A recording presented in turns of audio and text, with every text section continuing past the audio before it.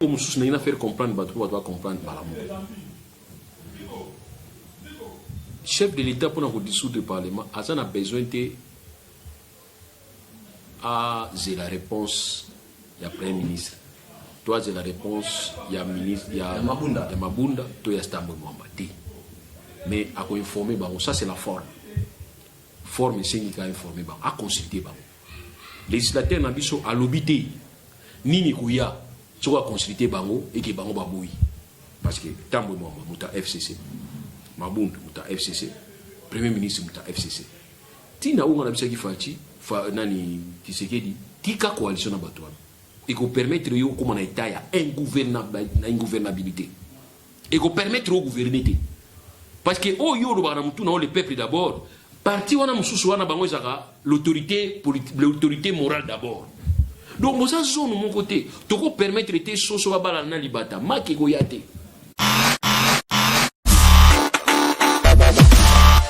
Pene to solo apena bato bazaka pena kati ya FCC oyo bazali koloba ke oui yepa lekisi ezalaka boité to bisi bango besoin de courage à koloba bozana courage à koloba te mais bazana bango kuna ebele bazana posa koloba mais courage à koloba ezate. Et aussi na niveau à cash to na bato mususu bazali ko bunda dans les vides entre bango na bango na bato ya UNC na bato ya IDPS bazo wela auto benga niti mo cagnotte mo espace bazo wela et puis ko leka komona ke FCC na cash bazali vraiment ko bunda et là on a regretara mingi bande ko nanga ezaka moko. Tant le chef d'État a dit qu'on nommé le ministre à se référer à un accord à FCC Cash. C'était une injure. Moi, je n'ai pas supporté. On ne peut pas prendre un fait privé à côté de l'État. Donc, accord Nabino, vie accord de Salaki. Non, non. Et c'est ainsi que les gens qui FCC, Cash, la coalition, la cohabitation. Ça aurait été mieux que le chef d'État a tiré le président, a tiré le ministère Nyonso, dans la FCC. Peut-être le ministère au regard de l'article 91 où il y a une concertation. Le ministère où il y a vraiment le ministère régalien. Et le chef d'État allait toujours être obligé de le ministre se concerter pour le programme national où le gouvernement a soutenir devant le Parlement. Donc c'était inutile pour moi. Tout ça la coalition Kabula Zouandam Koto Zouandam à gauche dans la peste comme les difficultés zali mais les difficultés ont qui a tendance qu'ils allaient chef de l'État. Or les alliés chefs d'État ils allaient des gouvernement un ministre ils allaient responsable dans secteur naïe. Est-ce que vous comprenez? C'est ça. Maintenant ils ont mon naté. Donc en ministre Moko Songolon Pakala Salimabe ils ont mon naté qu'ils ont ministre ils ont mon chef de l'État.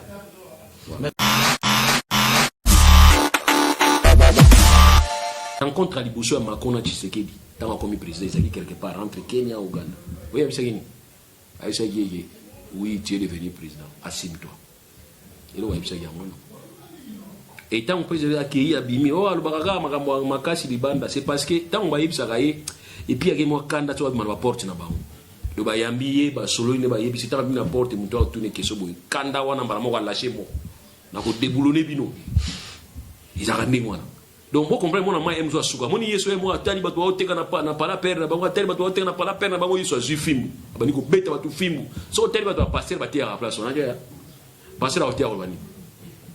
Ah, moni. Donc pour dire qu'il y a un certain moment où tu as bimana na état, à comment on a état.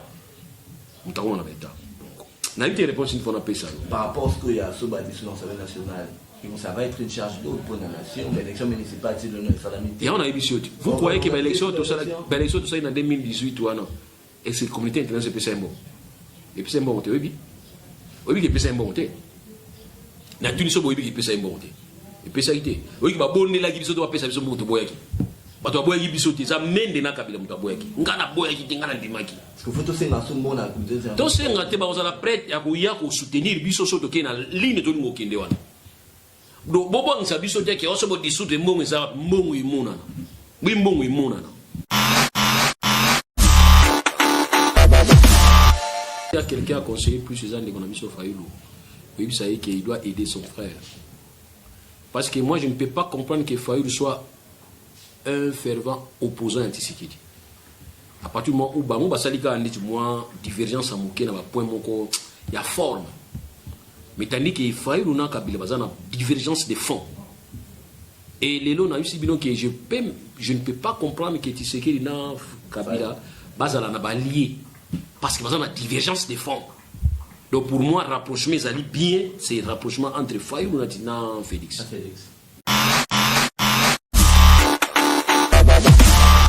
Presque nuance, avantage, il y a cohabitation, il y a cause de l'année, pour le programme national, on a, et il y a une responsabilité, il revenir beaucoup plus un chef de l'État que dans le gouvernement. Non, au regard de l'article 91, le gouvernement définit en concertation avec le président de la République la politique de la nation et en assure la responsabilité. Donc pour dire que quel que soit côté où le gouvernement est majoritaire, quelle que soit position à chef de l'État face à la majorité, et la majorité a contrôlé, article 91 est sanisi bango bisikamo. Mais ici on ne parle pas de la coalition, on parle seulement de certaines concertations. On va se concerter pour nous diriger Makamboka. Or pour nous diriger Makamboka, atteindre un programme nabiso, toko diriger ngaka ndenge constitution esengi talemela parce que nous avons chapitre mobilisation ba exercice na organisation à pouvoir na kata constitution ezali. Donc ba règle ya on ezali déjà défini. Mais nabiso yaka na programme nabiso, il y a gestion à chaque jour. Il y a un faut se concerter na chef de l'État. Alors chef de l'État à cause de la partie la majorité, toi vous avez la partie à majorité. Chef d'État ou la chef d'État. Mais il y a l'obligation d'un gouvernement, n'habite un Premier ministre, n'habite un gouvernement, à se concerter dans le chef de l'État pour définir, n'est-ce pas, politique, il y a nation, et puis gouvernement dans la responsable dans le Parlement. Parce que le chef d'État est irresponsable devant le Parlement. Parlement, même qu'on benga chef de l'État, a coquité, à ça, Parlement, bon, on a Parlement. A coquille, mon colomogoté, a benga chef de l'État qui yaka. Pour le salaki ya mboka to izanimité. Mais maître Loulou, tout le monde est chef de l'État là, il est de l'Assemblée nationale. Mais tout le monde discours, il y a à propos, il y a le président de la République en train de se regarder devant diaspora à Londres. Et là, contredit par la speaker, il y a l'Assemblée nationale, Janine Mabunda. N'est-ce pas là aussi, moi, concours politique déjà commis pour le contaminer? Bon, oui, Madame Janine Mabunda a évoqué l'article. Il y a la constitution d'ambition. On a tout bien en lettres. Mais Madame Maboun, c'est comme si a intériorisé l'esprit. Il y a la constitution d'ambition. Parce qu'une constitution a toujours la lettre et l'esprit. Madame Maboun, félicitations. Aux autres, il y a écriture qui toque. Mais aux autres, il y a l'esprit, il y a la constitution. Mais l'esprit a constitué, ça a logé, a exposé les motifs. Rencontre à l'Ibousso à Makona Tshisekedi. Tant qu'on commis président, il quelque part entre Kenya et Ouganda. Oui, oui, tu es devenu président. Assume-toi. Et tant que le président a accueilli Abimi, oh, c'est parce que tant qu'on a eu et puis il y a moi candidat à la porte na bango. Le bayambi ba solo ne ba yebi c'est tant na porte muto a tourner keso boy. Kanda wana mbara mo lâcher mo. Na ko déboulonner bino. Ils a ramené moi. Donc vous comprenez mon amant emzo asuka. Moni yeso e mo atali ba to teka na pa la perdre bango atali ba to teka na pa la perdre bango yeso azu film. Abani ko beta ba to film. So atali ba to passer ba tirer à place on a déjà. Passer la hauteur bani. Ah moni. Donc pour dire qu'il y a un certain moment où tu as bimara na état. Akoma na ba état. Mutakoma na ba état. N'a eu des réponses une fois on a payé ça. Par rapport à ce qu'il y a sur l'Assemblée nationale, ça va être une charge d'eau pour la nation, l'élection municipale, c'est le salamité. Et on a eu des vous croyez que l'élection, tout ça, en 2018 ou non? Et c'est la communauté internationale qui est bon. Et puis c'est bon, oui. Oui, qui est bon. La Tunisie, oui, qui est bon. Et puis ça a été. Oui, qui va bonner la Guinée, doit payer ça, bon, tu bois. Bato boyaki bisote za mende na kabila muta boyaki ngana boyaki tingana ndimaki parce que faut to senga so mona to senga te ba ozala prête ya ko soutenir biso soto ke na ligne to ngo kende wana do bobo ngisa bisote ke oso bo disute mbongo za mbongo imuna na mbongo imuna na Radio Bissonyonso Congo RDC, une chaîne au cœur du monde. Merci à tous les abonnés de l'NC Live, mais pourquoi pas de votre site d'information www.rcomonius.com pour suivre votre radio, la radio en ligne, la radio Bissonyonso Congo RDC, au grand rendez-vous du décryptage de l'actualité. Aujourd'hui, on le fait avec Maître Lolo Dilomuntu. Après le 24 janvier, que va-t-il réellement faire ce qu'il fait de son pouvoir une année après la passation pacifique au sommet de l'État? Que va-t-il réellement devenir la coalition FCDH?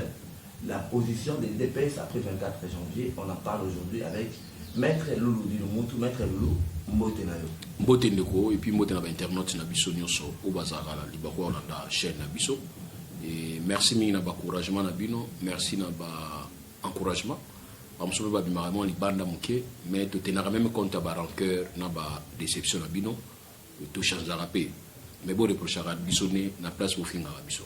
Oui, justement, maintenant, le 24 janvier, tout le monde a nommé la Kiango, mais les lots, ni Zakari va avoir son amateur à Zate, ni va TFCC va fêter à monter, mais par contre, tout le monde qui a IDPS, mon oiseau fêté mon siège n'a alimenté. Déjà, comment est-ce que vous réagir?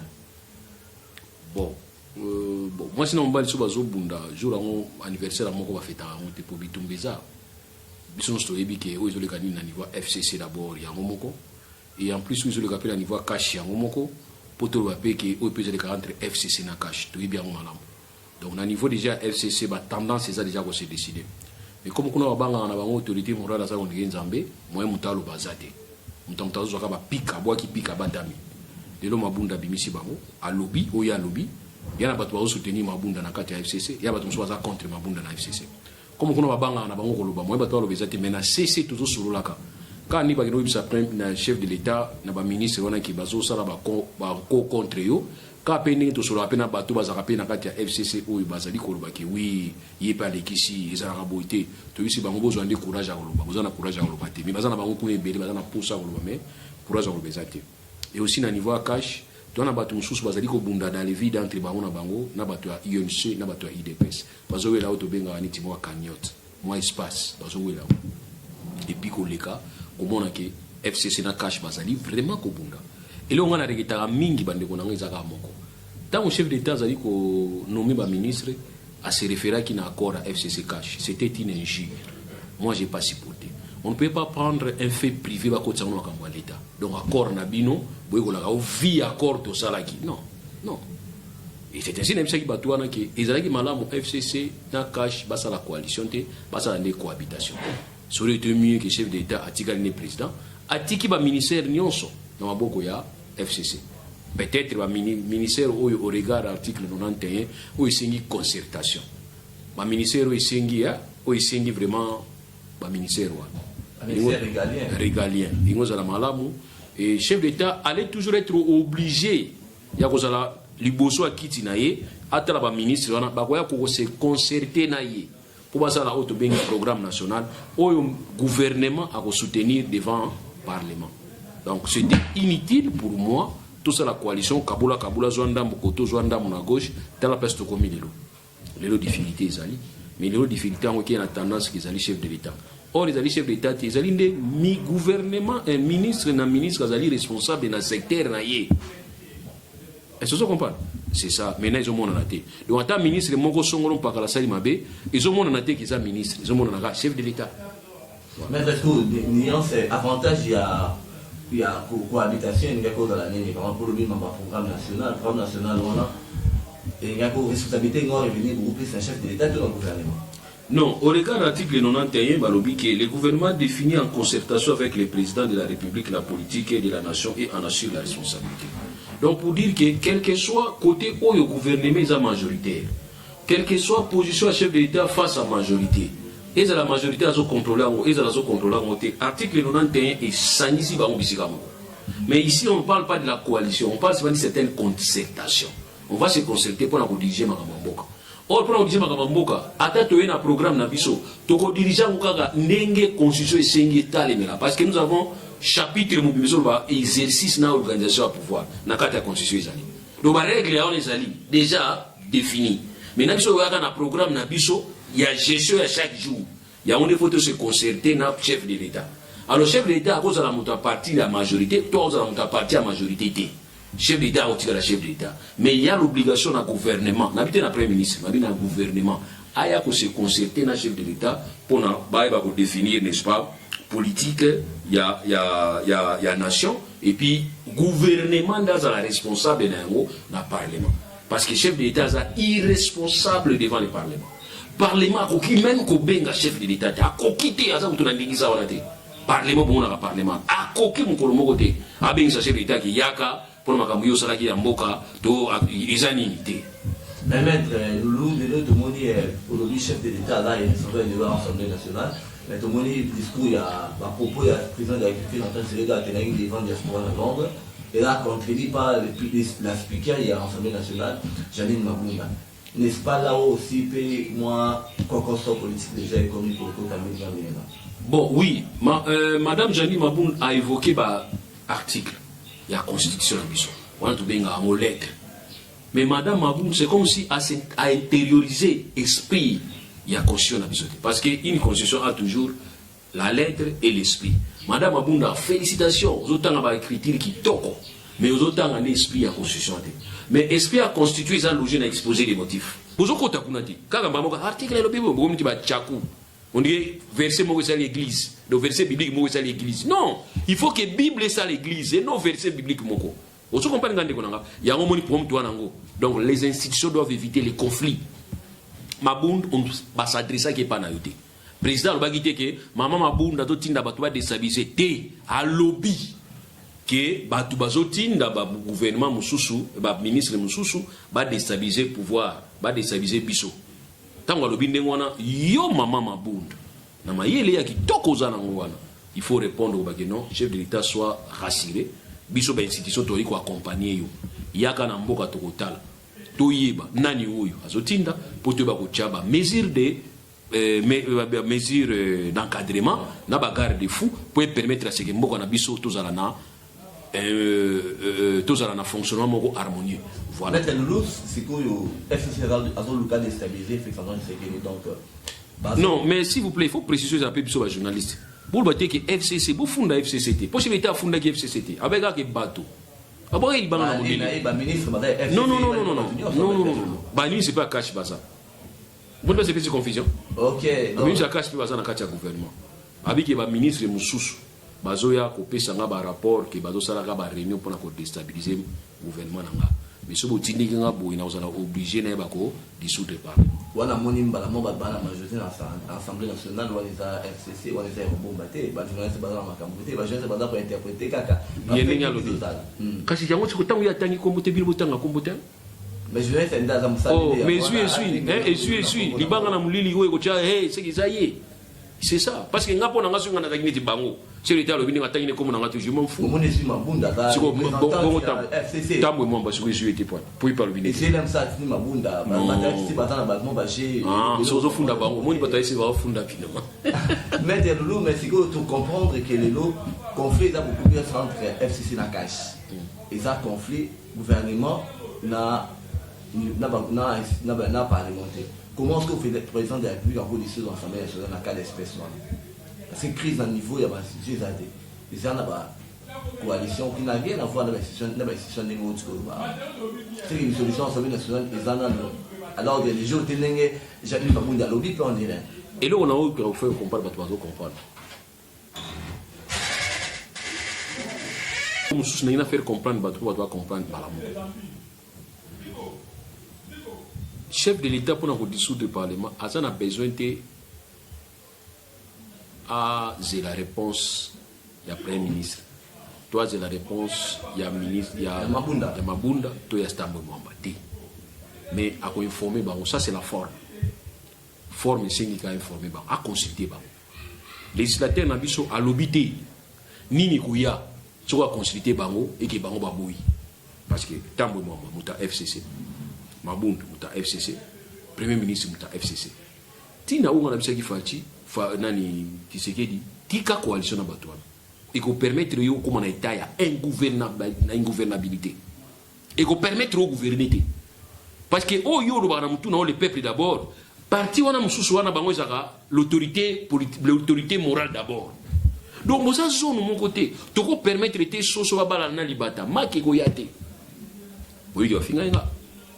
Bataille pes na osenga bino osenga pardon ba finga inga na finga malokola Yesu na Israël ba finga. C'est parce qu'il fallait pas na lobani na zuluba.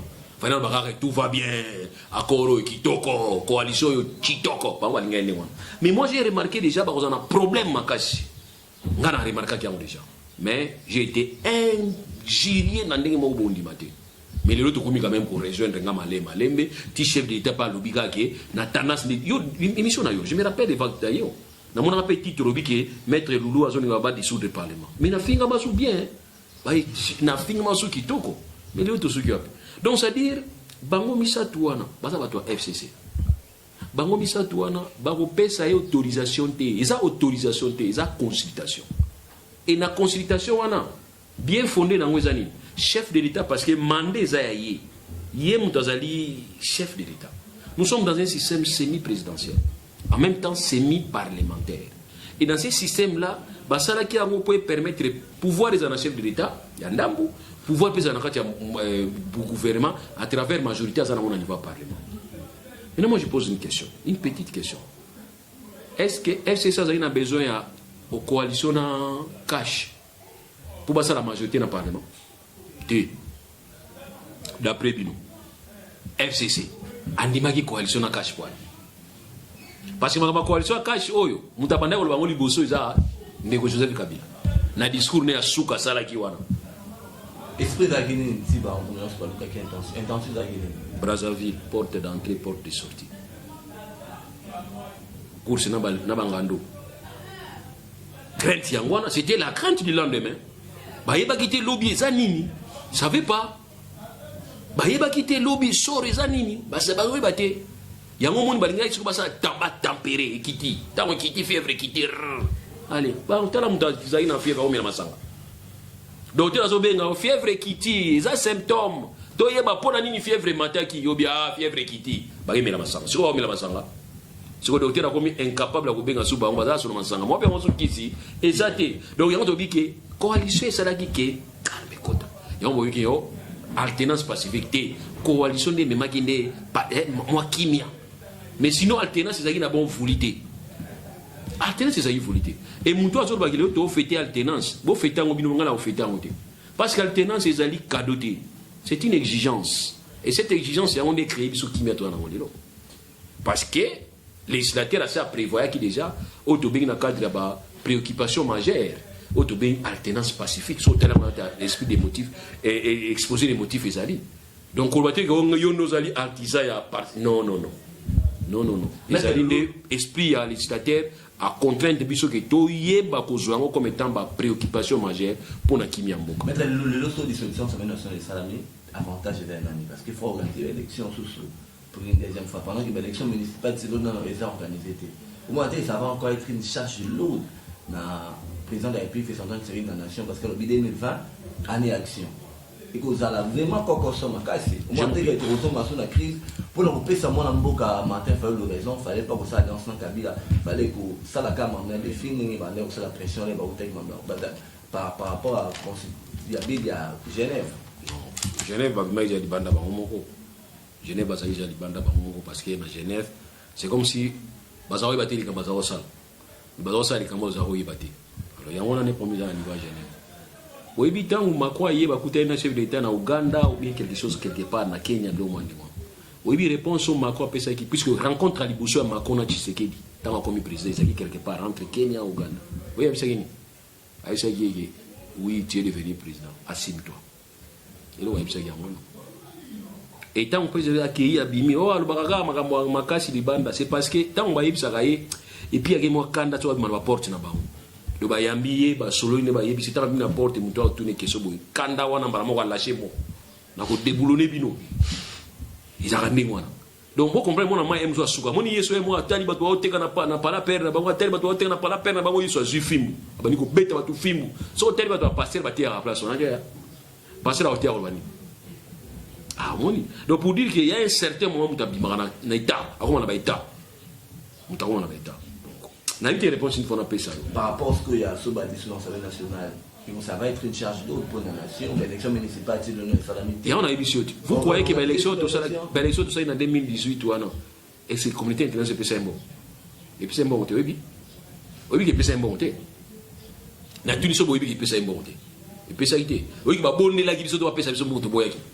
Bato boyaki bisote ça mende na kabila muta boyaki ngana boyaki tingana ndimaki parce que faut to senga so mona to senga te ba ozala prête ya ko soutenir biso soto ke na ligne to ngo kende wana do bobo ngisa bisote ke oso bo disute mbongo za mbongo imona et nous allons maintenant commencer par la élection à base il y a présence au sala après to banana na base parce que la base les autres attaquent Eh oui, ils ont rattaqué à la base. Tu as bandagement la chefferie. Tu as bandagement la chefferie, tu as bandagement mata malembe, tu te sali à présidence à Souka. Parce que dans le bandagement à la présidence, na sebo Souki pour faire une ville. Tu as bandagement la base. Et tu as la plaidoyer de manière à ce que baya ko accompagner biso, ba ko ya ko accompagner biso. Bozali yango, vous comprenez? Mettre le logique. Et na tu comprendre. Ça dit, chef de l'État Mobutu Albagi Boya Kala. Si photo ça la corps na diable. Pour unité à moquer ça la trop sala. Mbalo to bibo. S'il faut faire l'accord avec national, multinational pour bengana gawana pour ta mine. S'il faut ça dans le accord, tout ça na bango l'accord pour tout ça la élection bandana base tout matalikolo. C'est facile. C'est facile. Non, ouais comme des chantage. Bon, exacté. Tout le cambo et mon. Maître Loulou, vous bandit que ceux qui de l'autre côté le cambo dans les bandes. Et que ça la sous vous pesez service de parce que adage mon français le baka. Les alliances avec les plus grands qui ce soit ont toujours des fâchés inconvénients. Au moment où la fâché inconvénient, t'es sous ya. Vaut mieux alors.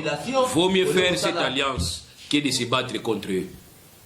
Nous avons passé tous nos temps à Bundagana Bango. Tout Bundagana ba force wana. Sont des forces hein. Ah ben oui. Communauté internationale va soutenir le lobbying na Bango ba force. Il faut peut-être que dialoguer tous en esprit to benga rendez-vous de donner de recevoir. Même Yamuké Tozoa. Mais oui, même Yamuké Tozoa. Qu'est-ce que vous voulez? Esprit wana tout ça nango. Tu as un esprit wana. Mais esprit wana toujours mon aké, tu as une limite. Boni ko ganga ba qui peut nous. Botier démocratie makasi na RDC ba bisino ke non. Rwanda, bon exemple. Qu'est-ce qu'il y a d'exemple dans Rwanda? Nini exemple dans Rwanda? Boy bisanga démocratie. Nini exemple dans Rwanda? Rien na Rwanda démocratie ezati. Kuna Kagame a raison. Ata Kagame lobi ke 1 + 1 = 0. Betele maboko, a raison. Pas chez nous ici non. J'ai le temps de critiquer le chef de l'État, j'ai le temps de critiquer le chef de l'État Kala, j'ai le temps de critiquer le ministre Songolo, j'ai le temps de critiquer le premier ministre Ozolala, j'ai ce temps-là dans RDC, pas hier. Et on rien encore dans Rwanda. Mais la communauté internationale aussi, Rwanda, bon exemple.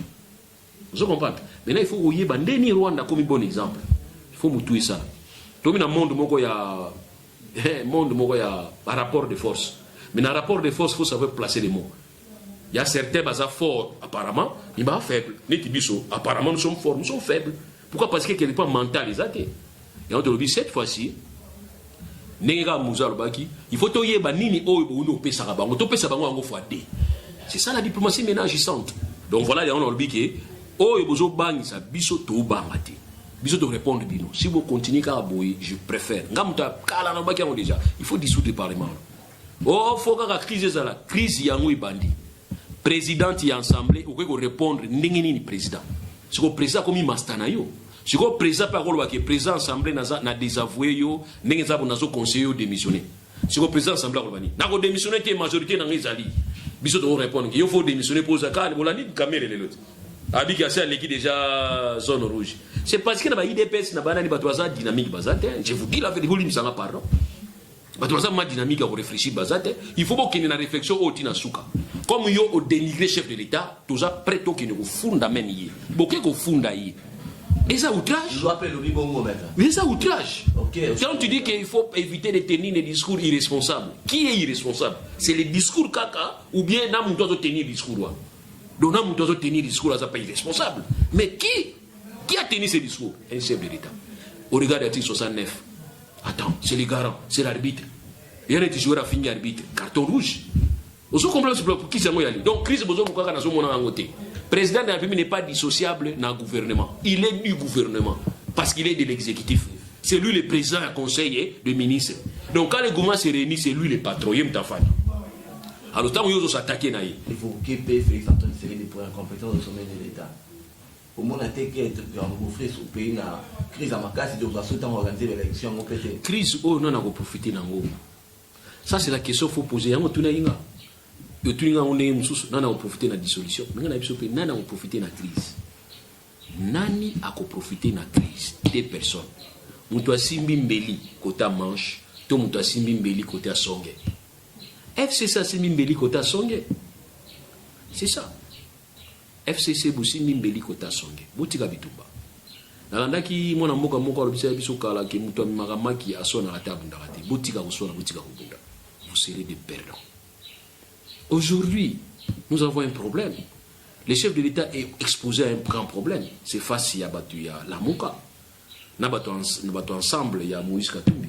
aujourd'hui baza mécontent parce que baluta ki bisika mo bango nyos yo c'est pour na zonga bisika mo système commando ambodi ça problème obi commando ambodi otala fi ma commando ambodi et komima e panzani me botika ngo sangana te soki sangani seli so comment nini wana assassin ba ko su nani nani robot wana bimi susu attention donc il suffit que rapprochement ça entre ensemble Moïse na nani la muka ya Fayou na cash basali rassemblement sangani c'est fini hein masolo za mususu et puis tu sais que d'habitude bon bolim sanga pardon na trahisa ibino to trahir peuple to na bité alo bango wani za na kanzika na okanza na orefe je rêve yo si maman za na mbokote attention keba donc faut réfléchir nani a profiter na crise to bani ko lokabiso mo mais na position to za na déjà so ba fani na bango bien et que ba mi comme si ba homme d'état qui n'est aux alentours en 2023 mais pour na bango zanishi agitation ba s'agiter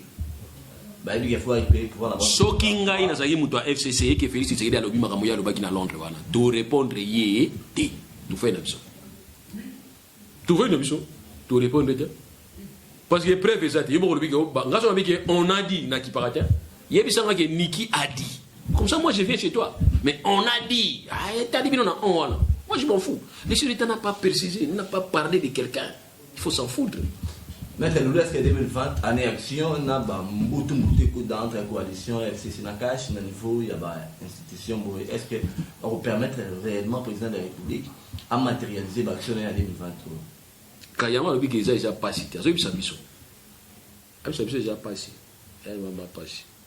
Ton père, à la mot, il faut y ça. Il y a aussi un bétail. Il y a aussi un parce que tata wana na senga nyonga wana en face wana a betinga kutu azana nyonga umuteka exposer tata wana sokuna bana ba kacher ba jidoka ba moni père wana zela donc c'est to fenza la loyi pona yo c'est comme ça il faut comprendre les choses donc c'est que les gens comprennent qu'il y a comme une faiblesse mo il faut pousser un échec mais il faut justifier échec na tant on justifier échec na zo boka la bino tant on boka la bino ngo bino kanga siko we meti karabo ki parote so bo répondre ba bi voilà ba to zo bulisi bango yo maintenant attention ba tu ko longa côté c'est que dit et que côté na bino biso dans to pesa kama mtu dino saka to pesa pe ba conseil to bato FCC na lingi bino mingi bo bande ko na biso bo ko ndenge mona ba nyamulenge te bo bande ko na biso vraiment mais conseil ya ngwana botika chef d'état aller la kana indi na yi bino fo na bino kimia parce que bino ko no luka libala na yi vous avez la majorité faut pas insister que to lingi coalition te to linga ga to sala gouvernement na biso moko mais beaucoup on dit mai so on dit ma ke point parce que vous avez déjà majorité. Maître Loulou, là, on voit les choses 2023, dans la majorité parlementaire, on a possiblement modifié la loi fondamentale. Est-ce que possibilité on a est favorable?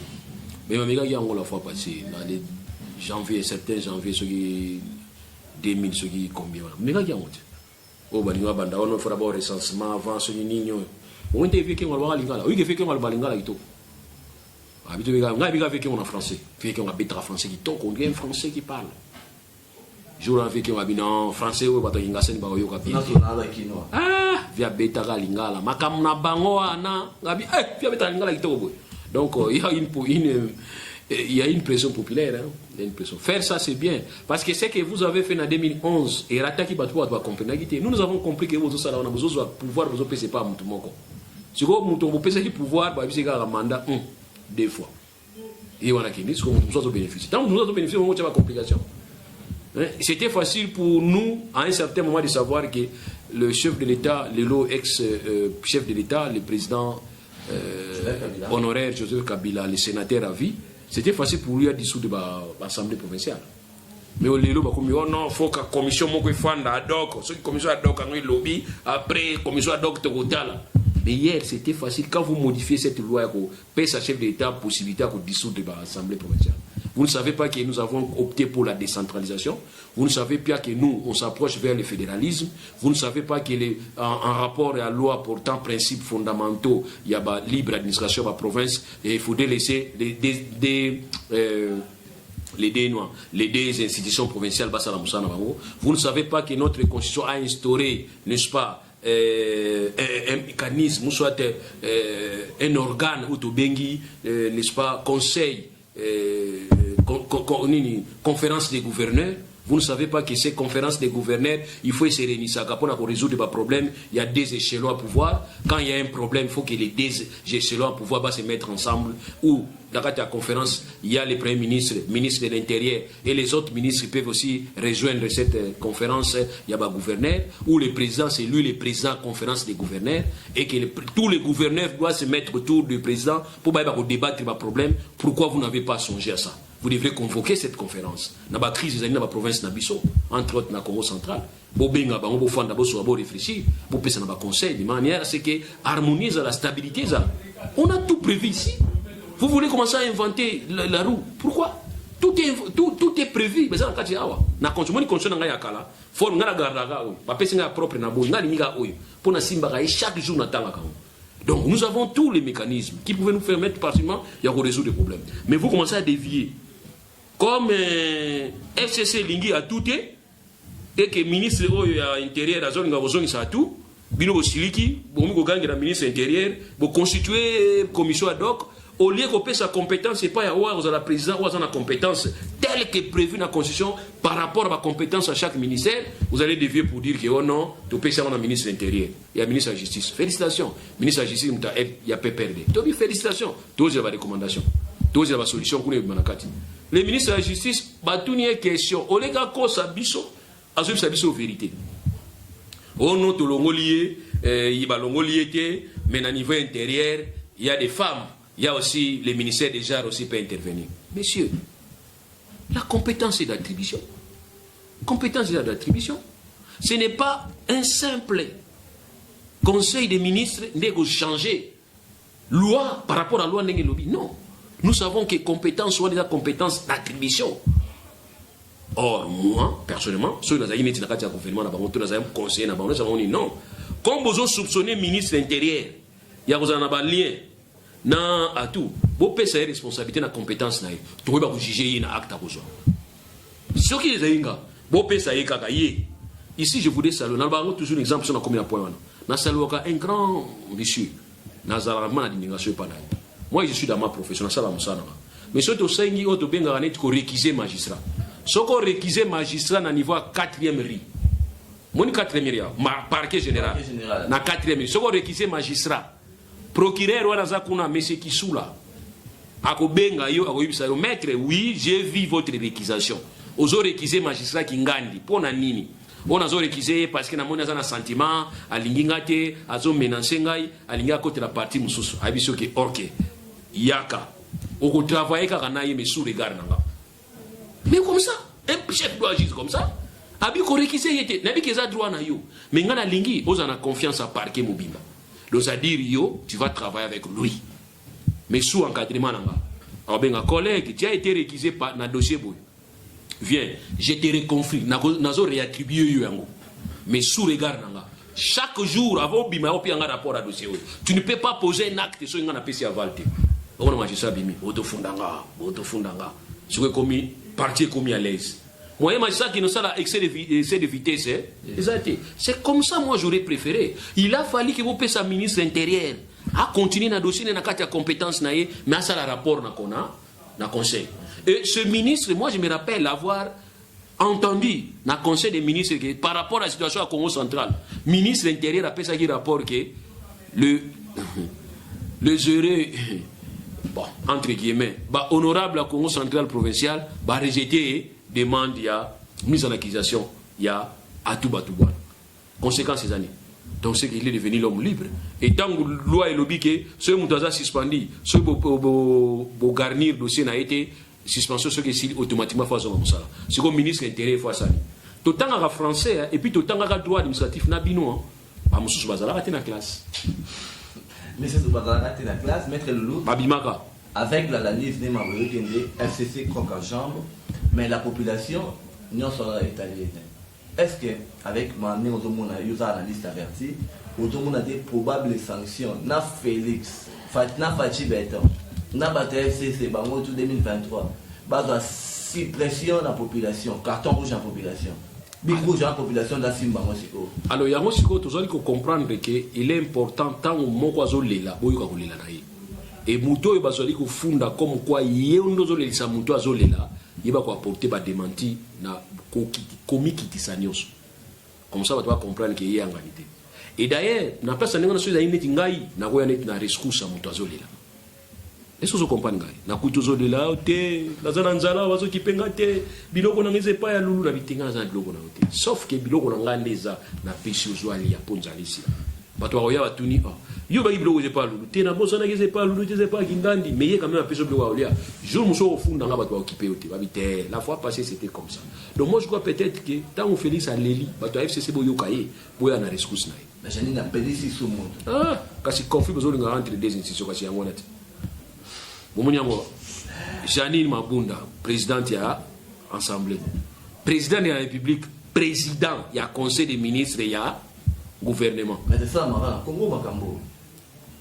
Congo, Moka, déjà béni, il y a pas maudit. L'attaque personnelle, mais elle lutte comme des gens comme Asuka et Michel les lots, mode espoir, Malobanin, orientation, européenne. Bakindaki, non, oui, Bakindaki, non? Comme en Afrique du Sud, on a la tension, on a chantage. Chantage à l'Ibosso. Oh non, comme Ndeko Kabila, on a les tapis, ils sont les tapis, tu vas président, ils sont tous Zalaki.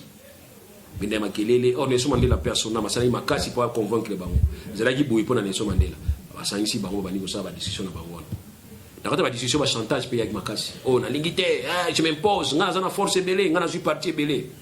Population à RDC Mobimba. Et il y a un message dans la City. Alors, il y a ceux qui ont été boya sauté. Est-ce que vous comprenez? Population, pas si tout ça et vous continuez à sauter l'obité. Il faut plus tout ça. Tout il y a un message sans équivoque et sans embâche. Et ça la camouflé, ça peut masquer. Tout est ça bango. Ce beau yokanité, on est talibé. On est talibé. On met le zoom na te mamde zo kende. Tout zoom dans le schéma au matin fait la proposition.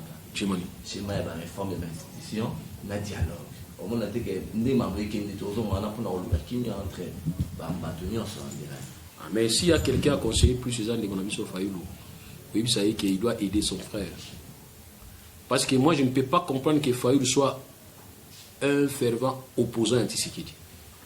À partir du moment où Bamou Basalika a dit moi, divergence à Mouké, il y a forme. Mais tandis qu'il faut une divergence de fond. Et les lots, que je ne peux pas comprendre que Tshisekedi n'a Kabila n'a lié. Parce qu'il y a une divergence de fond. Donc pour moi, rapprochement, bien, c'est le rapprochement entre Fayou et Félix. Voilà. Ok, merci beaucoup. Maître, un message dans la diaspora, qui vraiment pour ceux qui ceux qui Félix à Kamis, Kabila, batiki ko soutenir Fatim pour wana baoni yubiso za mboka toujours la réalité mususu kokangisa ye na tuna ki question à ça mécanisme ni pour selon diaspora oui Félix Kabila n'est pas bloqué bon fonctionnement et pouvoir à Félix. Bon, j'aurais préféré peut-être que Félix agisse comme notre frère Lorenzo. Mais la différence c'est ça que Lorenzo a mis président na système na bango yali que président ali élu na suffrage indirect et pas ba député baza majorité ou ya MP là baza majorité na niveau ya parlement na bango. Donc le président a la même mise à la parlement parce qu'il y a une émanation qu'on va voter à président par la montée à niveau parlement. C'est ça la différence. Et puis avec quelle différence Lorenzo Azali président en exercice il y a MP là. Mais or notre loi ils ont interdit président comme président Mboka a toujours la même mise dans la partie politique naïe. Qui fait qu'aujourd'hui, tu sais que Félix a une difficulté à s'adresser à la IDPS directement, comme quoi? Comme qui? Donc il ne peut pas s'adresser. Les lots, dans la matinée, tu sais qu'il ne peut pas venir à ce micro, rien, rien. Il ne peut pas. Mais vous comprenez là. Donc nous avons des lois différentes et aussi des démarches différentes à suivre. Ici, tu as été miel donc on doit s'inviter plutôt et ça la bango faut pas éviter.